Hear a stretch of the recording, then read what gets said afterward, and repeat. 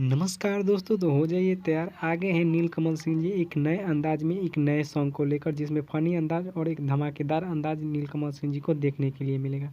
दोस्तों, सॉन्ग का नाम है पूरी के नइखे भूखाइल। पूरी के नइखे भूखाइल। दोस्तों, इस सॉन्ग को world wide record Bhojpuri YouTube channel से रिलीज़ किया जाएगा। World wide record Bhojpuri YouTube channel से नीलकमल सिंह जी का न्यू सॉन्ग पूरी के नइखे भूखाइल। दोस्तों, इस सॉन्ग को 10 दिसंबर सुबह के 6 बजे world wide record YouTube channel से रिलीज़ किया जाएगा। 10 दिसंबर सुबह के 6 बजे world wide record Bhojpuri YouTube channel से रिलीज़ किया जाएगा। कल सुबह के 6 बजे world wide record Bhojpuri YouTube channel से नीलकमल सिंह जी का एक नए अंदाज में एक नए सॉन्ग आप लोग को सुनने के लिए मिलेगा। कल सुबह के 6 बजे world wide record Bhojpuri YouTube channel पर।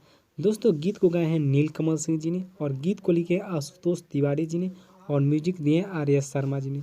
तो कल सुबह के 6 बजे world wide record Bhojpuri YouTube channel से नीलकमल सिंह जी का न्यू सॉन्ग आ रहा है, पूरी के नइखे भूखाइल। दोस्तों, इस सॉन्ग को ढेर सारा प्यार दीजिएगा, लाइक और शेयर कमेंट कीजिएगा।